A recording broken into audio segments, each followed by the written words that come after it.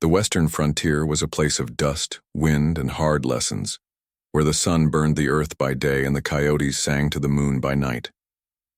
It was a land where survival demanded grit, and grief was a neighbor that visited often.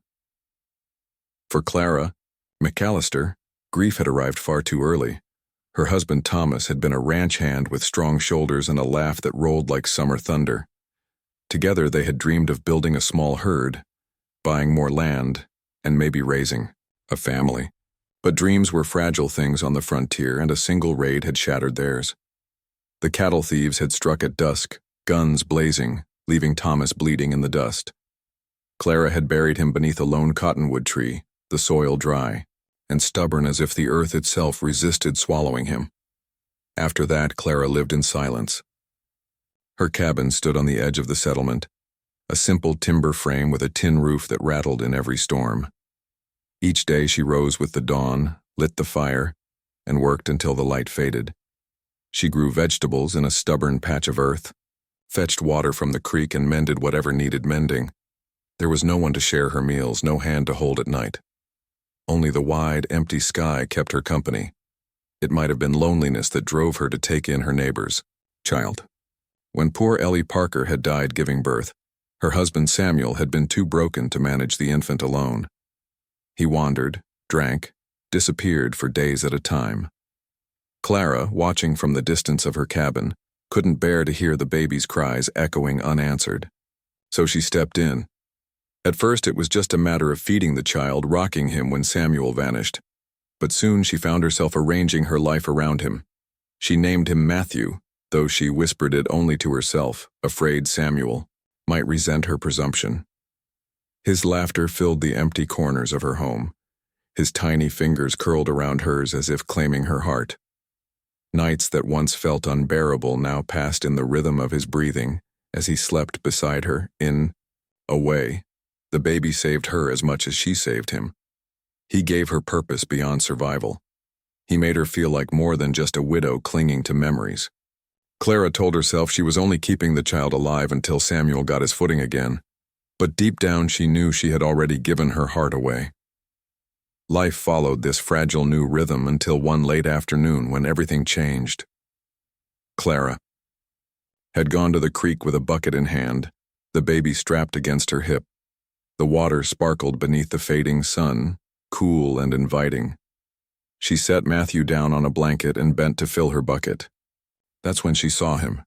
At first she thought it was a trick of the light, a dark shape slumped against the rocks. But as she stepped closer, her heart seized. A man lay there, his skin the sun-warmed bronze of the Apache, his long black hair matted with dirt and blood. His chest rose and fell in shallow, uneven breaths. A crude spear shaft jutted from his side, broken off, the wound angry and swollen. Clara froze. Every story she'd heard in town rushed to the front of her mind. Settlers ambushed, cabins burned, families slaughtered. Apaches were the terror of the frontier, and here was one lying half dead at her feet. Instinct screamed at her to snatch up the baby and run. But she couldn't move. The man stirred. His eyelids fluttered open, revealing dark eyes clouded with, for a heartbeat, their gazes locked. Clara saw no malice there, only desperation, the raw, naked will to live. He tried to speak, but the words came out as a rasp, swallowed by weakness. Her pulse hammered in her ears. She should leave him. She should let him die, and thank God she escaped with her life. But then Matthew cried, a thin wail that pierced the still air. Clara glanced at the baby, then back at the wounded man. Something inside her shifted. Perhaps it was the memory of Thomas bleeding in the dirt, his life slipping away while no one could save him. Perhaps it was the baby's presence, reminding her of the fragile thread that bound all lives together. Or perhaps it was simply the part of Clara that could not walk away from suffering, no matter whose it was. She pressed her apron against his wound, her hands trembling. "Lord, help me," she whispered. The blood seeped hot against the fabric, but she held firm. His breathing steadied slightly, though his face remained twisted with pain. It was madness, she knew. If the townsfolk discovered she had brought an Apache into her cabin, she would be branded a traitor. Samuel might take the child from her, fearing for his safety. She could be cast out, or worse. Yet as she knelt beside the stranger, Clara felt a strange calm wash over her. She could not leave him to die like an animal in the dirt. With a strength she didn't know she possessed, Clara half lifted, half dragged the warrior toward her cabin. It was a grueling effort. The man was heavy, his weight pressing against her shoulders, his blood marking the ground behind them. But step by step, she made it home. Inside, the cabin felt suddenly smaller, the walls closing in with the enormity of her decision. She laid him on the floor near the hearth where the warmth might help keep him alive. Matthew's cries filled the air again, demanding her attention. Clara moved quickly, settling the child in his cradle before turning back to the stranger. She worked with what little she had: clean cloths torn from old dresses, a needle heated in the fire, boiled water to wash the wound. Her hands shook, but she forced herself steady.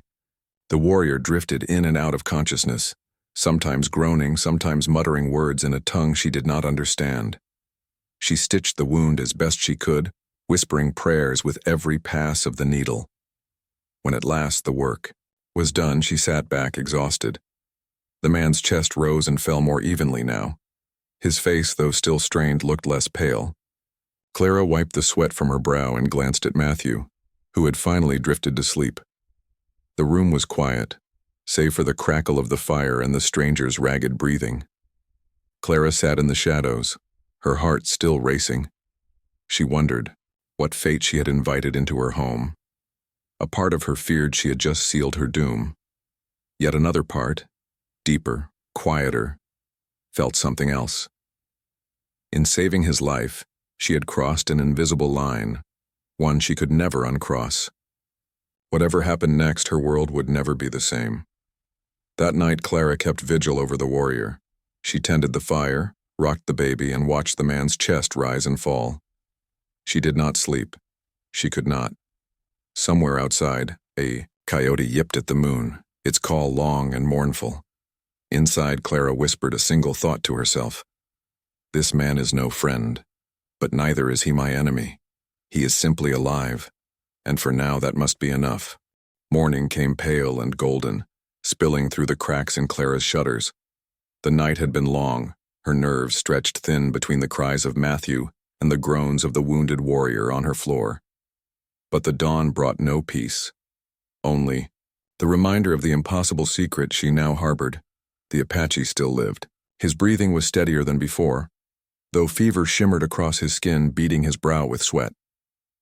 Clara dipped a rag in cool water and wiped his face, whispering a prayer she wasn't sure even God could hear. She had saved him from bleeding out, but fever was a crueler foe. Her routine, however, did not wait for crises. Matthew awoke hungry, squirming in his cradle with tiny fists balled tight. Clara gathered him in her arms, her body responding as naturally as if he had been born from her own womb. She nursed him, humming an old lullaby her mother had once sung to her, the melody low and soothing. The warrior stirred at the sound. His eyes opened, dark and watchful, lingering on her face before shifting to the child at her breast. Something softened in his expression. He did not speak, not yet, but Clara felt the weight of his gaze. It was not the look of an enemy. It was something else. Days passed in this uneasy rhythm. Clara lived in two worlds at once, mother to a child not her own, nurse to a warrior she dared not admit to anyone.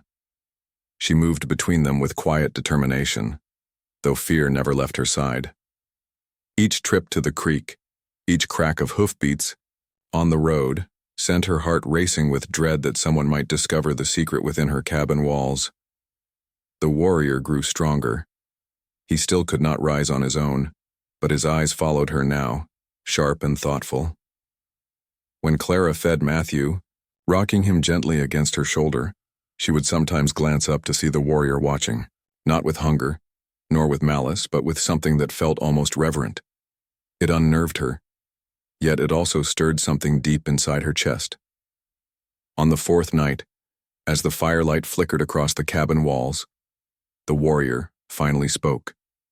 His voice was low and rough, weighted by an accent thick with his people's tongue. At first Clara thought she had misheard, but then the word came again, clearer this time. Mother. The sound struck her like a bell. She blinked, her hands frozen over the cradle where Matthew slept. "What did you say?" she whispered. The warrior's gaze rested on her, steady and unflinching. His lips parted, and he repeated the word, "This," time in his own language first, then in halting English. "Naitsa, mother." Clara's throat tightened. She did not understand what he meant. Did he call her his mother? Or did he mean it for the child she held? Either way, the word lodged in her heart, leaving her breathless. "I am no mother to you," she said, though her voice lacked the strength of conviction, "and he is not mine either. I'm only trying to keep him safe." The warrior did not argue. He only nodded faintly, as if her words confirmed something he already knew. His eyes drifted closed again, but not before Clara caught a glimpse of something there. Respect, perhaps, or gratitude so profound it had no other name. From that night on, the word hung in the air between them. The warrior rarely spoke, but when he did, it was often that single word.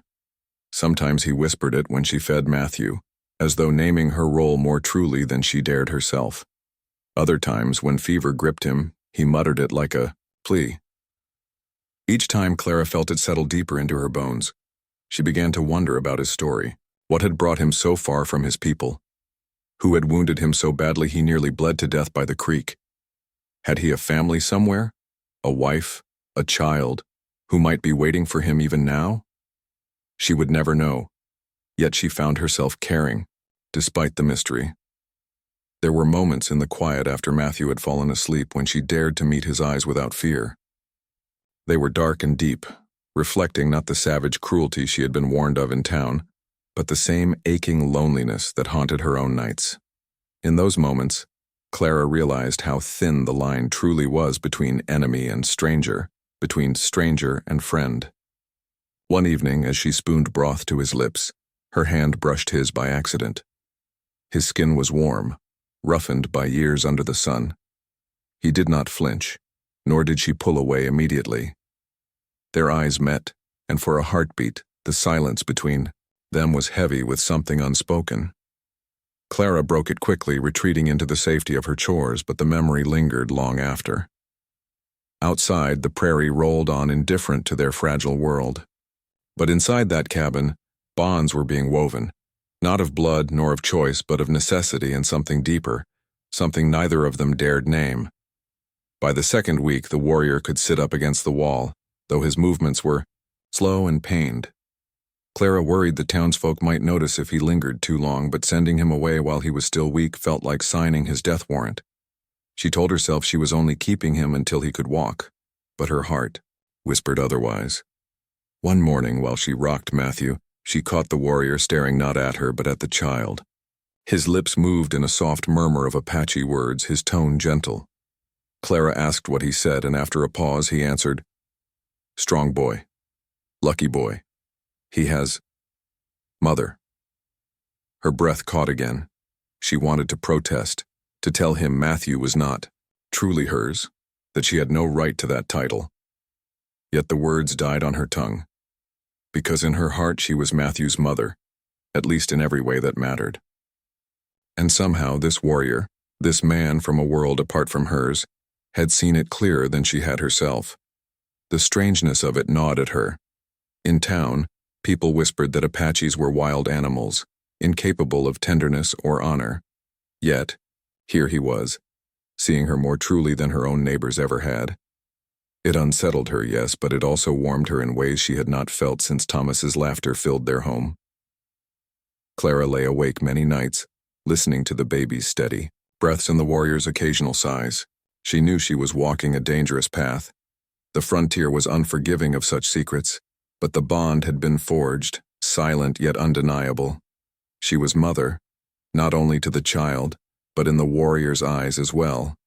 And whether she wanted to, admit it or not, the word no longer felt strange on her skin, it felt like truth. The days of secrecy wore on, and Clara began to live in a constant state of unease. Her cabin felt smaller with each passing hour, the walls heavy with the weight of what she was hiding. The Apache warrior's strength was returning. His wound no longer bled, and though he moved carefully, he could sit upright for long stretches. Yet his presence was no less dangerous than it had been that first night by the creek. Clara's trips into town became more strained. She brought Matthew with her in the wagon, the baby cooing and gurgling, while she purchased flour, lamp oil, and other necessities. People greeted her with the same polite nods as always, but Clara sensed the shift. Eyes that lingered too long, whispers that faded when she drew near. At first she thought it was just her nerves, the guilt of harboring an Apache making her imagine things, but then Mrs. Harper, the blacksmith's wife, leaned close at the general store and said softly, "We've seen tracks out near your place, Clara. Big ones. You be careful now. Folks say there's been a Apache sign." Clara forced a smile, her heart hammering in her chest. Tracks wash up after any rain, likely just a deer. Mrs. Harper studied her for a moment, then nodded, but Clara felt the suspicion linger in the air like smoke. She drove back to her cabin in silence, her jaw tight, her hands gripping the reins. When she reached home, she found the warrior outside, standing weakly in the sunlight, leaning against the wall. He had wrapped himself in a blanket, his dark eyes alert to her approach. Matthew squealed happily at the sight of him, little hands reaching toward the man. "Inside," Clara hissed as she climbed down from the wagon. "You must stay hidden. They're starting to talk." The warrior tilted his head, studying her face, then nodded. He understood enough of her tone, even if not every word. Slowly, he stepped back into the shadows of the cabin, disappearing once more into secrecy. That night, Clara lay awake long after Matthew had fallen asleep. Fear coiled in her belly, hot and restless. What would happen if the townsfolk discovered the truth? They would never forgive her. A widow, raising another man's child, and now sheltering an Apache. She would be branded worse than reckless. She would be branded a traitor. Her thoughts churned until dawn, but the danger came from a direction she had not foreseen. One afternoon, as Clara worked in the garden, she heard hoofbeats on the road. Dust rose in the distance, the sun catching on a rider approaching fast. Her heart stuttered. She thought of outlaws, or worse, soldiers searching for Apache sign. But when the rider came into view, she dropped the hoe in shock. It was Samuel Parker. For a moment, Clara could not believe her eyes. The man had been gone for weeks, perhaps months. Rumors whispered in town that he'd been killed in a bar fight 2 counties over, or maybe gunned down by bandits. Yet here he was, riding up to her cabin as though he had simply stepped out for a long errand. His face was thinner, his beard rough, his eyes haunted, but he was alive. "Clara," he called as he swung down from his horse. "God above, it's good to see a friendly face." She found her voice with effort. "Samuel, we thought you were gone." "Dead." He gave a short, bitter laugh. "Near enough to it, but I'm here now." "And where's my boy?" Her chest tightened. "Matthew." The baby had been sleeping inside, but at the sound of voices he stirred, his cries carrying through the open window. Samuel's face softened instantly, the hardness in his eyes melting as he turned toward the sound. He moved quickly toward the cabin, and Clara, her mind racing, followed close behind. Inside, the warrior had retreated into the far corner, shadowed and silent, his blanket pulled tightly around him. His gaze flicked to Samuel, sharp and assessing, but he did not move. Clara's heart pounded as Samuel scooped Matthew into his arms. "My boy," Samuel murmured, his voice breaking. "My son." "Lord, I thought I'd never see you again." Clara stood rooted, torn in two. She had rocked this child through sleepless nights, soothed his fevers, whispered lullabies into his tiny ears. She had given him a mother's love when no one else would. And now the man who had abandoned him so easily had returned to claim him. Samuel turned, his expression full of gratitude. "Clara, I can't thank you enough. You saved him. You kept him alive when I couldn't. I owe you." Everything. His words, though kind, struck her like a blade. Saved him. Kept him alive. As if that were all she had done. As if her heart had not been bound to this child. As if every sleepless night, every whispered prayer, every ounce of love had not transformed her from caretaker into mother. She forced a small smile. "He's a strong boy," she said softly. "He's done most of the work himself." Samuel kissed Matthew's head, then looked around the cabin. His eyes lingered on the hearth, the cradle, the small touches of a woman's hand that had made the place a home.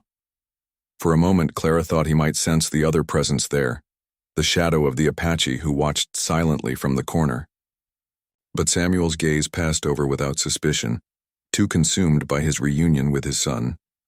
The warrior's eyes, however, never left Samuel. There was no hatred in them, but there was wariness, a predator watching another man claim what he himself could never have. The days that followed were fraught with tension. Samuel settled into the cabin as though it were still his by right, speaking of plans to rebuild his ranch, to raise Matthew proper. Clara listened in silence, her heart aching with every word. She had known this moment might come, but she had not imagined how much it would hurt. Worse still, Samuel's presence threatened her fragile secret. He came and went freely, riding into town, sharing drinks, telling stories of his narrow escapes.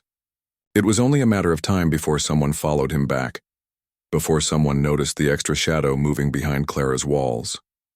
The warrior spoke little, but when Clara passed near, he sometimes murmured that word again. Mother.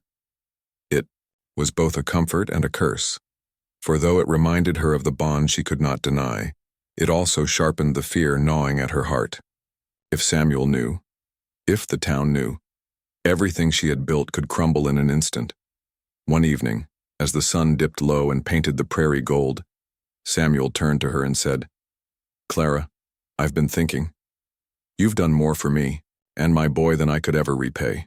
Maybe we could make something new of this, you and me, raising him together." Her breath caught. Marriage. He was asking her in his rough, unspoken way to take his hand. It should have been a lifeline, a way to secure her place, to give Matthew a father and herself protection from gossip. But as Samuel waited for her answer, Clara felt the weight of another gaze, the warrior's eyes from the shadows, steady and unyielding, reminding her of a truth no promise of security could erase.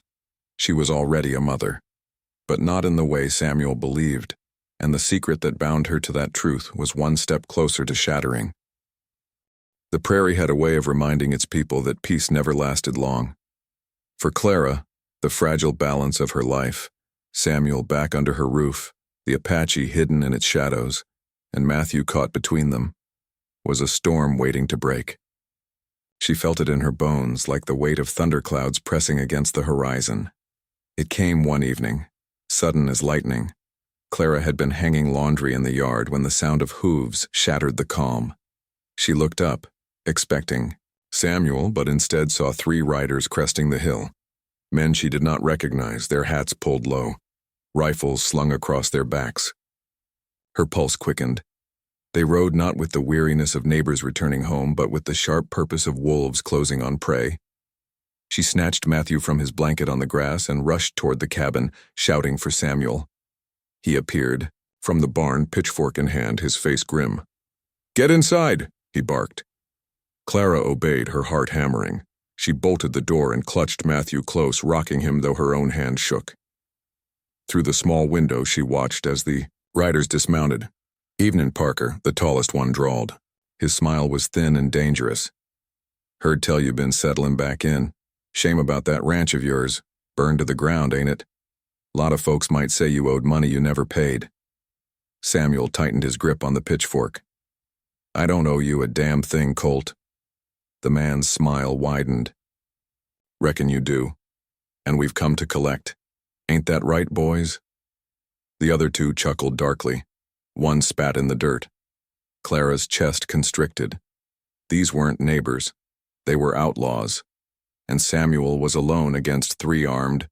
And before she could think, movement stirred in the shadows behind her. The Apache warrior, still weak but no longer helpless, rose to his feet. His dark eyes flicked to Clara and the child, then to the door where danger pressed close. He said nothing, but his intent was clear. Clara's breath caught. "No," she whispered. "If they see you." But the warrior was already moving, silent as a shadow. He slipped to the side door unseen by the outlaws and vanished into the gathering dusk. Moments later, chaos erupted.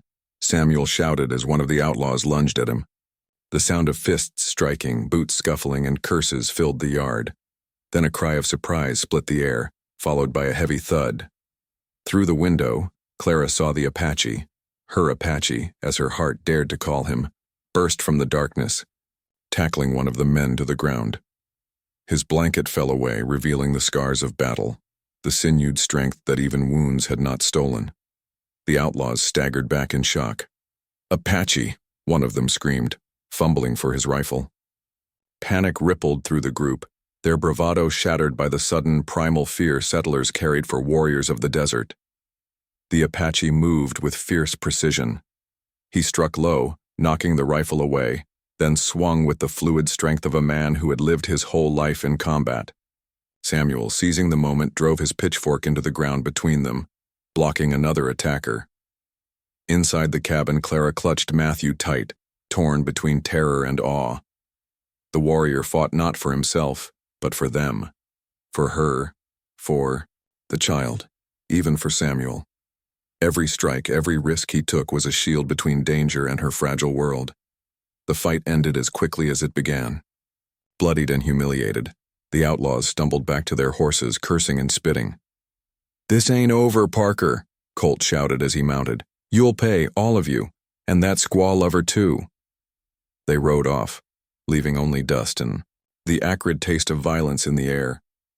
Samuel stood panting, sweat dripping down his brow. He turned to the Apache, his eyes burning with suspicion and gratitude in equal measure. For a long moment, neither man spoke. Then Samuel said gruffly, "You saved my life, but what the hell is he doing here, Clara?" Clara froze. The question hung between them, sharp as a blade. "I found him," she said at last, her voice trembling but steady. "Wounded, dying. I couldn't leave him." Samuel's face hardened. "He's Apache." "He's a man," Clara snapped before she could stop herself. "And he saved us twice now. Would you rather I let him die so we could all follow after?" Silence filled the cabin. Matthew whimpered softly in her arms, sensing the tension. Samuel's gaze flicked from her to the warrior, then back again. Finally, with a sharp shake of his head, he muttered, "Reckless. Damn reckless." But he said no more. That night the cabin was heavy with unspoken words. Samuel brooded by the fire, sharpening his knife, while the warrior sat in the shadows, calm but watchful. Clara moved between them, tending to Matthew, her thoughts a storm she could not quiet. The truth pressed hard against her chest. She was bound to both men in ways she did not fully understand. Samuel was Matthew's blood, the father who could claim him by right. But the Apache, he had named her mother, and in his eyes she had seen a recognition deeper than any bond of blood. She was torn between duty and heart. With Samuel, there was safety, respectability, the promise of a family built on law and tradition. But with the warrior, there was something else entirely, something raw and unspoken, a bond forged in fear, compassion, and the quiet understanding of two souls who had both lost too much. Late into the night, when Samuel had finally drifted into uneasy sleep, Clara found herself near the warrior once more. He sat with his back against the wall, the firelight flickering over the strong planes of his face. His eyes met hers, steady and calm. "You fight for us," she whispered. He inclined his head, the faintest of nods. "Mother." The word broke. Her. Tears stung her eyes as she clutched Matthew closer. She wanted to deny it, to remind him that she was not his mother, that Matthew was not truly hers. But the truth pulsed in her chest. She was a mother. To this child, to the fragile family fate had thrust upon her. And in some strange, unnameable way, she was that for him too. Clara turned away, her heart split in two. She loved them both. Samuel, for what he represented, the life she should have had, and the warrior for what he saw in her, the life she truly lived. But love in the West was never simple. It was a battlefield as fierce as any raid, and Clara knew that one day soon, she would be forced to choose. For now she could only hold her child and pray the fragile peace would last a little longer. The days after the outlaw attack passed like the uneasy calm before a storm. Clara could feel it in the stillness of the prairie, the way the wind held its breath, the way every sound outside the cabin seemed sharper, louder, more dangerous. Colt and his men had not ridden away defeated. They had ridden away vowing vengeance. Samuel tried to put on a brave face. He spoke of fixing up what was left of his ranch, of raising Matthew strong, of a future that sounded steady and safe. Yet Clara could see the shadows in his eyes when he thought she wasn't looking. He knew what she knew. The outlaws would return, and next time they would not leave without blood. The Apache warrior, too, sensed the coming storm. Though his wound had not fully healed, he began to move with purpose again. He sharpened Clara's kitchen knives, reinforced the cabin door with wooden beams, and gathered stones to stack near the windows for defense. He spoke little, but his actions said enough. He would fight when the time came. Clara watched him in secret moments, her heart caught between fear and admiration. Every movement, every glance, carried the weight of a man who had survived loss, exile, and pain. Yet here he stood, guarding not his people, not his kin, but her. One evening, as the sun bled crimson across the horizon, Clara stepped outside with Matthew in her arms. The warrior stood a few paces away, scanning the prairie. The wind lifted, his hair, and for an instant he looked less like a fugitive and more like some ancient sentinel placed on earth to watch over them. "Why do you stay?" Clara asked softly, her voice nearly lost in the wind. He turned, his dark eyes steady. "Mother," just that one word. But in it, she heard everything, the bond between them, the silent vow he had taken to protect her and the child, the recognition that blood did not define family.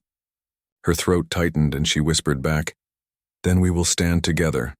The storm broke 2 nights later. It was just past midnight when the sound of horses shattered the quiet. Clara jolted awake, Matthew squirming in her arms. Samuel was already at the window, his face grim. "They've come," he said. The Apache warrior moved to the door, his hand steady on the hatchet Samuel had given him. The firelight gleamed on his face, calm and resolute. Clara's breath caught. This was the moment she had feared, the moment that would decide all their fates. The outlaws came hard and fast. Colt led them, his rifle raised, his voice bellowing through the night. "Parker, bring yourself out. We'll have your land, your woman, and that boy. Leave the Apache to us. We'll make him scream before the buzzards get him." Clara clutched Matthew tight, her whole body trembling. Samuel's jaw clenched as he loaded his rifle. "Stay back, Clara. I'll end this." But before he could move, the Apache stepped forward. He looked at Clara once, his gaze soft, then turned to face the door. He pushed it open and strode into the night. "Wait!" Clara cried, but he did not falter. The outlaws roared in surprise. "It's him!" one shouted. Gunfire split the night, the crack of rifles echoing across the prairie. The Apache moved like lightning, weaving between shadows, striking hard and fast. His hatchet found its mark, his body a blur of strength and defiance. Samuel fired from the doorway, dropping one of the outlaws. Clara crouched inside, shielding Matthew, her prayers tumbling in broken whispers. The cabin shook with violence, the air thick with smoke and fear. Through it all, the Apache fought not for himself but for them. Twice he placed his body between Clara's cabin and the onslaught, taking blows that might have struck Samuel, bullets that might have shattered the cradle. His voice rose in a fierce war cry, defying the night, defying death itself. At last the tide turned. 2 outlaws lay sprawled in the dirt, their guns silent. The third fled into the darkness, Colt's curses trailing after him as he scrambled. onto his horse and vanished into the prairie. Silence fell, broken only by the ragged breaths of the living. Clara rushed outside, Matthew still clutched in her arms. Her eyes found the Apache at once. He was on his knees, blood darkening his chest where a bullet had torn through. His hatchet slipped from his hand, clattering to the ground. "No," she whispered, falling to her knees beside him. "No, stay with me. You can't. Please." His eyes lifted to hers, steady despite the pain.